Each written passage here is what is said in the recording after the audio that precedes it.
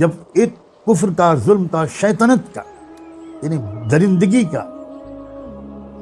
سرکشی کا ایک غلبہ ہو جائے گا پوری دنیا میں، اس وقت اللہ تعالیٰ امت مسلمہ ہی میں سے، بلکہ مختلف روایات کے مطابق خانوادہ نبوت سے ہی ایک مرد مجاہد کھڑا ہوگا، اور اس شخص کی جد و جہد سے، میں اپنے الفاظ ذرا سوچتے رہیے گا، کوئی کراماتی بات نہیں ہوگی، بلکہ جد و جہد ہوگی، قربانیوں سے بھرپور، بہادری اور شجاعت سے بھرپور۔ اس جد و جہد سے دنیا سے ظلم و سرکشی کا خاتمہ ہو جائے گا، پوری دنیا میں سچائی اور انصاف کی فضا قائم ہو جائے گی، آسمانی اور زمینی برکتیں پھر سے برس پڑیں گے۔ اور یہ بھی یاد رکھیے کہ ان کے آنے کے بعد ہی اصل دجال ظاہر ہوگا، دجال سے پہلے امام مہدی کا آنا یہ صحیح احادیث سے ثابت ہے۔ یعنی ایک لشکر ادھر منظم ہو جائے گا، اور جن کے ساتھ پوری دنیا کے وہ لوگ جو اس مشکل دور میں بھی ظلم کے سامنے جنہوں نے سر نہیں جھکایا، جو مقابلہ کرتے رہے، وہی جمع ہو جائیں گے ان کے ساتھ۔ یہ بہت اہم بات ہے، یہ بہت اہم بات ہے، اس کے بارے میں میں بار بار باخبر کرتا رہوں گا انشاءاللہ، کیونکہ یہ صاف معلوم ہوتا ہے کہ یہ ایک طرح سے ایسا نہیں ہے کہ لوگ اپنے عافیت قدوں سے نکل آئیں گے، لوگ اپنے بزنس مال سے نکل آئیں گے، لوگ شادی کے فنکشنوں سے نکل کر ان کے ساتھ جڑ جائیں گے، ایسا نہیں لگتا، ایسا بالکل نہیں لگتا۔ حدیثوں میں تو جو بات صاف آتی ہے وہ تو یہ الفاظ بھی آئے ہیں، صحیح مسلم کی روایت ہے، حضرت جابر راوی ہیں، وہ ارشاد فرماتے ہیں کہ اللہ کے رسول صلی اللہ علیہ وسلم نے ارشاد فرمایا، لا تزال طائفة من امتی يقاتلون على الحق ظاہرین الى یوم القیامہ،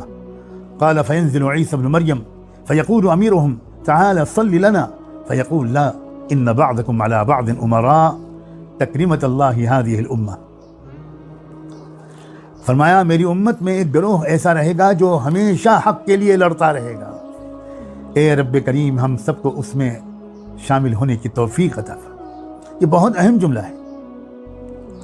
بہت اہم جملہ ہے۔ بہت سے لوگ سوچتے ہیں، بہت سے لوگ پوچھتے ہیں کہ اس دور میں ہمیں کیا کرنا چاہیے،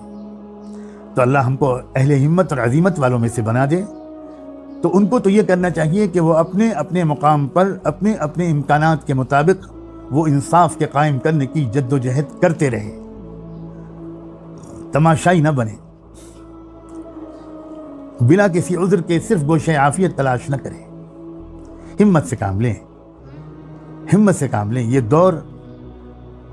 ہمتوں کے بڑھانے کا دور ہے۔ اس دور میں کمزور ایمان کی وجہ سے، شکست خوردگی کی نفسیات کی وجہ سے، اور قرآن و سنت سے براہ راست رہنمائی لینے کے بجائے اپنی عقل سے، دانشوری سے رہنمائی لینے کی وجہ سے اس طرح کے مشورے ہمارے بہت سے دانشور حضرات قوم کو یہ دینے لگے ہیں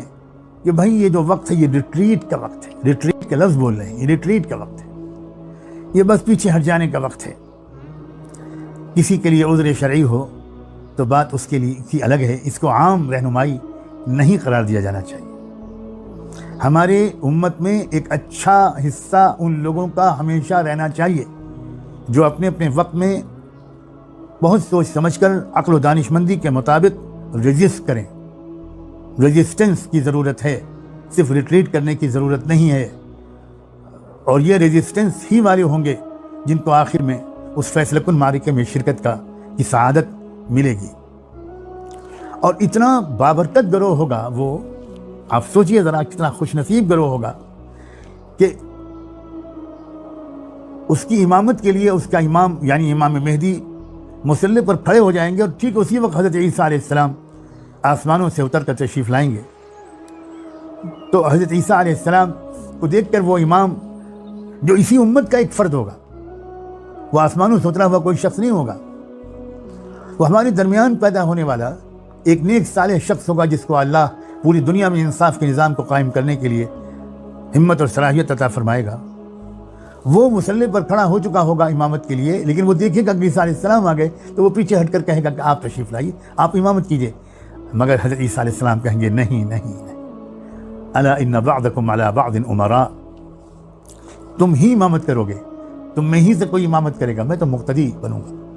اللہ اکبر۔ یہ اس ہمت والے بہادر گروہ کا میں تذکرہ کر رہا تھا جو یقیناً اکٹھا ہوگا اس ظلم سے فیصلہ کن مقابلہ کرنے کے لیے